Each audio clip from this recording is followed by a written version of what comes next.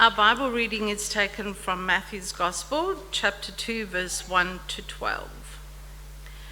After Jesus was born in Bethlehem in Judea, during the time of King Herod, Magi from the east came to Jerusalem and asked, "Where is the one who has been born King of the Jews?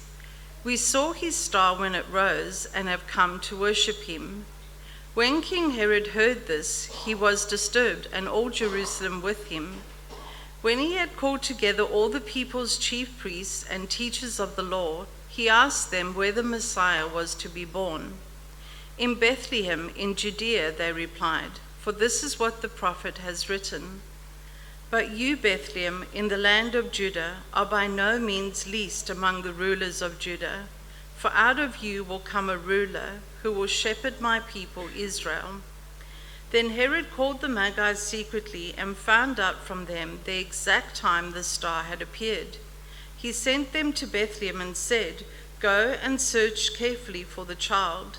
As soon as you find him, report to me so that I too may go and worship him." After they had heard the king, they went on their way, and the star they had seen when it rose went ahead of them until it stopped over the place where the child was. When they saw the star, they were overjoyed. On coming to the house, they saw the child with his mother Mary, and they bowed down and worshipped him. Then they opened their treasures and presented him with gifts of gold, frankincense, and myrrh. And having been warned in a dream not to go back to Herod, they returned to their country by another route.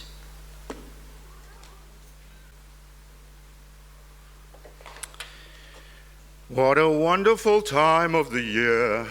Excellent, isn't it? It is a wonderful time of the year, isn't it? Christmas is so great. It's full of lots of festivities and excitement. There's lots of traditions that we all get involved in, lots of mystery, lots of fantasy almost. All you have to do is drive around and see all the lights in people's homes and around their homes. And then there's Scrooge as well, which has now become part of the fanciful thinking. Did you realize that someone this week actually reported someone for having their lights on to local council, and local council wanted to tell the people to take their lights down? I thought it was my wife, but it wasn't. Anyway, Scrooge, how terrible that people would respond that way at Christmas. Christmas is a festive, fantastical time of year. And I discover after all these years, there's new things to discover at Christmas about the season, about the joyous season. And what I discovered this year for the very first time that I'd never discovered before was the elf. There is an elf associated with Christmas. Who knew that? Did you? An elf? We have had an elf for the last 30 odd days floating around our house, doing the weirdest things at night. The elf has been in the bathroom drinking toilet water. The elf has been in the bathroom with toothpaste, brushing its teeth, and the toothpaste messed all over the place. The elf has been stuck to a wall. I've said it's a rectory. You can't mess up the rectory. We don't own the house. Sorry about the paint that came off the wall when we took the elf down off the wall. This elf has been around every single day. And this morning, there was a letter from an elf with presents for my grandchild, but the elf was nowhere to be seen. And I am so thankful that the elf is gone. And I understand the elf won't reappear until perhaps next year, round about the same time. It's so exciting. It's so exciting to be part of this fantastical, amazing Christmas story that seems to grow and grow and grow every single year. I do something really special at Christmas time. I watch my favorite romantic movies.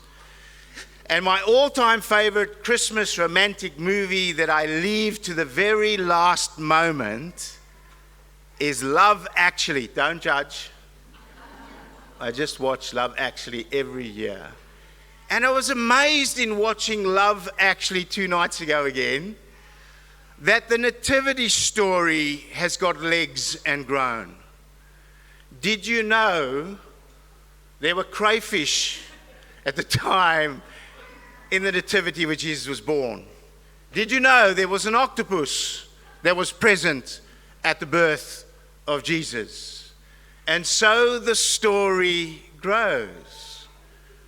We 3 kings of Orient heart, bearing gifts, we travel so far, hills and... Anyway, you know the story, right? And that's part of the nativity, part of the story, part of the fantastical story about the birth of this child and the 3 wise kings who came from the east bearing gifts.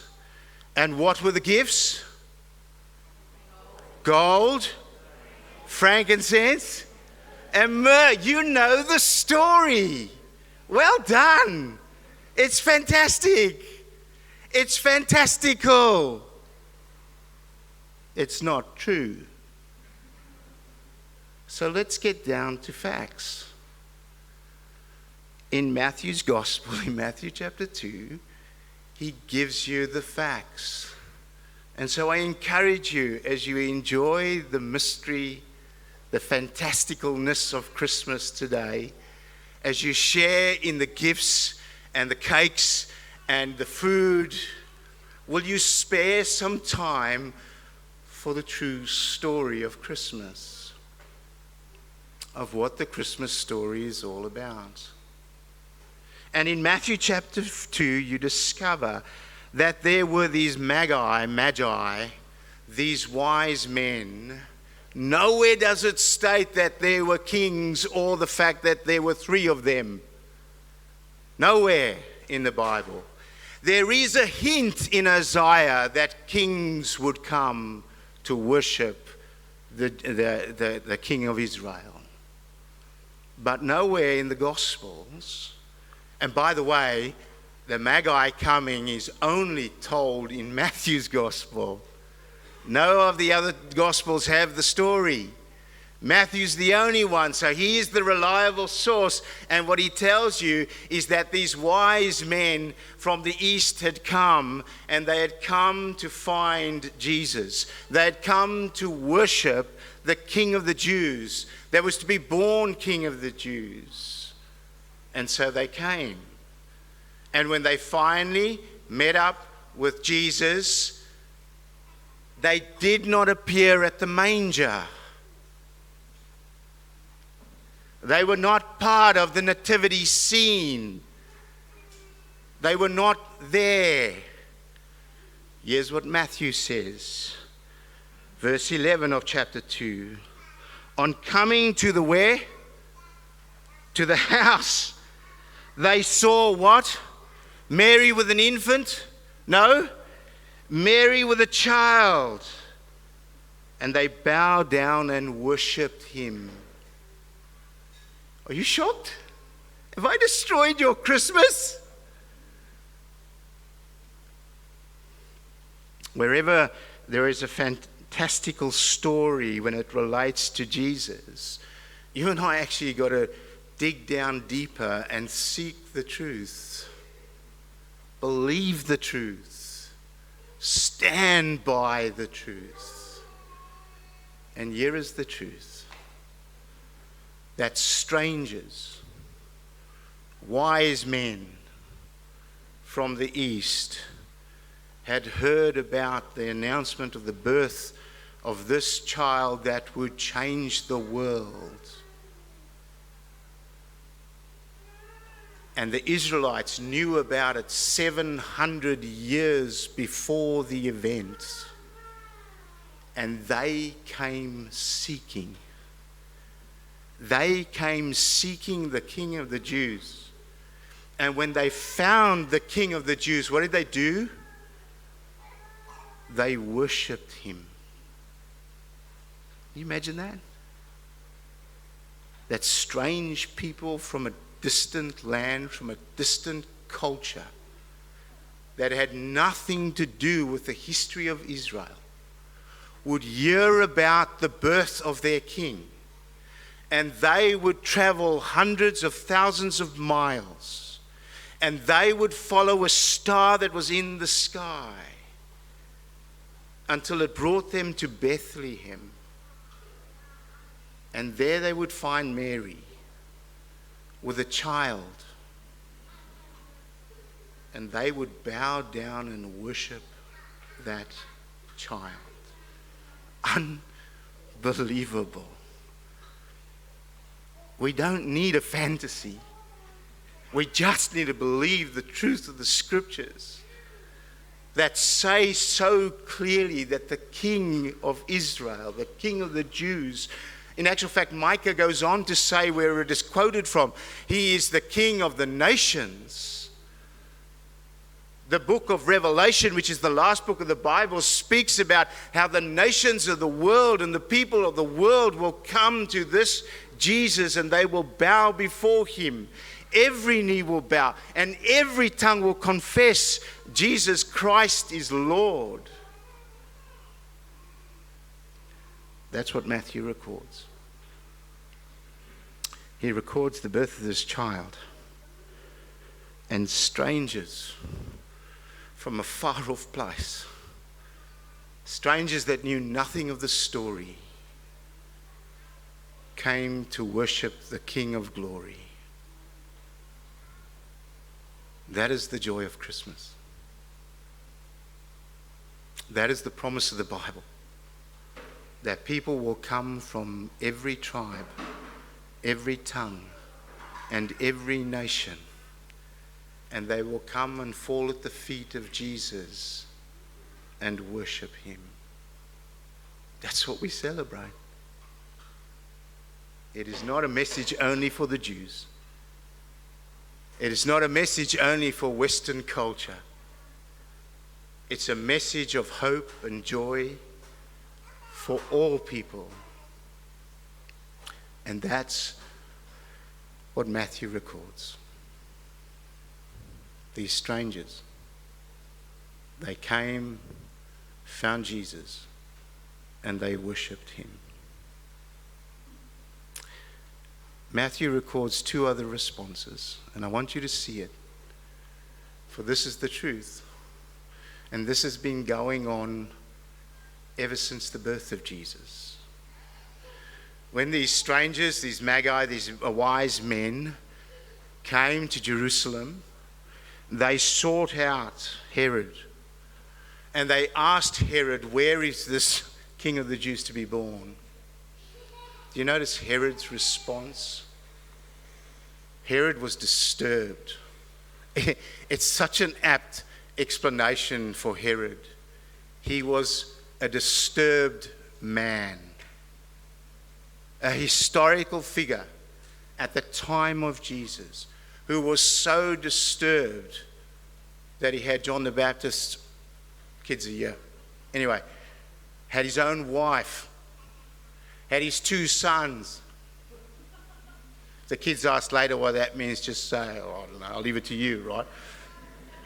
That is Herod. That is this disturbed king who was governor at the time. And these wise men came to him and said, where is the King of the Jews to be born? And he is so disturbed that he gets all his elders and his leaders and his religious leaders together, and he says, do you know the story? And as it's recorded in Matthew, they say, yes, of course we know the story. The story has been around for 700 years. Micah says that, but you, Bethlehem, in the land of Judah, are by no means least among the rulers of Judah. For out of you will come a ruler who will shepherd my people Israel. They've known it for 700 years that this child will be born. And this child will be born in Bethlehem. These are the religious people of the day, the insiders, the Israelites. They knew it. There was an expectation. And these foreigners come and say, "Where's this child?" And they say, "Well, you find him in Bethlehem." And this disturbed Herod, this ruler, this king at the time. He says to them, "Go and seek out this Jesus, and when you find him, come back and tell me, so I too might worship him." It's the right response to the King of the Jews, isn't it? Is to worship him. But that's not Herod's intention. If you keep reading Matthew chapter 2, you discover Herod's intention. The Magi find Jesus, they worship him, they are warned in a dream not to return to Herod, and they go home a different route. When Herod finds out about this, he is absolutely furious. And as a result of that, he orders his military forces to go to Bethlehem and to do something to all male boys under the age of 2. I'll leave it at that.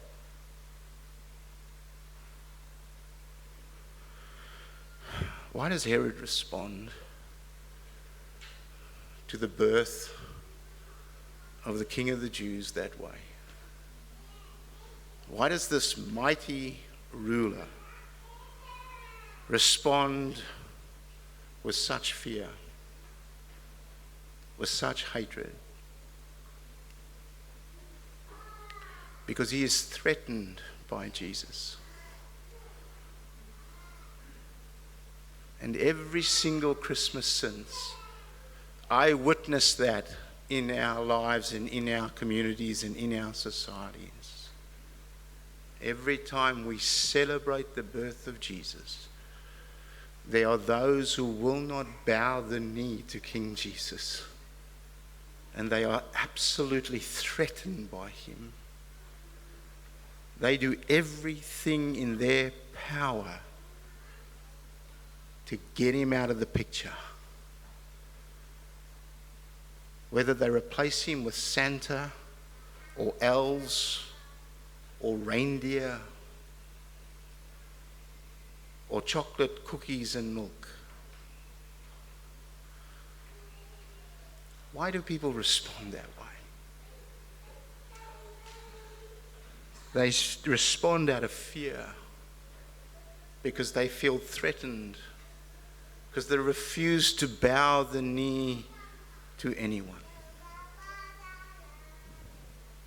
These strangers came from afar and they bent the knee and worshipped the King.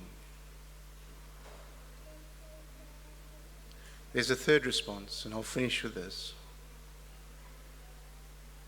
And it's probably the most devastating response of all. It's the response of the religious leaders of the day. It's the response of the religious people. It's the response of those who should have known better. That God had promised them a Saviour. That God had promised them the perfect King. That God had promised them a shepherd that would shepherd them the rest of their lives. And they'd known about it forever. For over 700 years they had known about it. And when these strangers came and said, "Where is this king to be born?"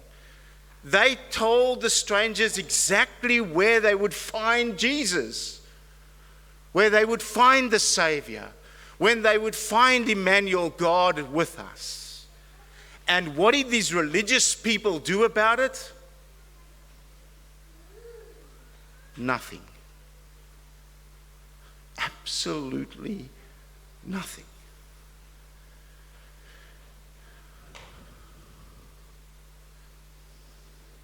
The thing that breaks my heart more than anything else is I've been a Christian for over 30 odd years.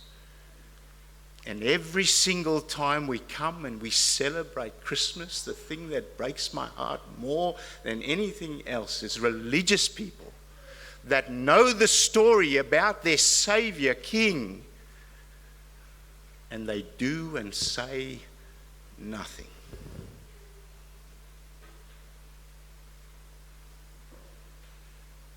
Is that you? Are you religious? Do you know the story about the birth of the Saviour King? And the whole year you do nothing. And you invest so much time and effort into lights and elves and Santas and providing happiness and joy for your children. And the only real happiness and joy that's to be found,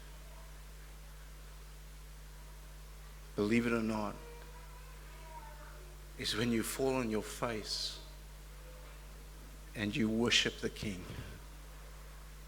For that King Jesus is the one that brings meaning and purpose to your life. Not your new iPhone or your new car or your fantastic holiday. The thing that brings absolute meaning and purpose to your life is that your relationship has been restored with your Maker, with God. He has restored his relationship with you, and the way he has done that by sending his King Jesus to give you life and to show you how to live. And the only right response is not to be fearful, is not to ignore him, but to worship him. For he is worthy. Let's stand together and sing a song that brings honor and glory to Jesus, our King. Merry Christmas.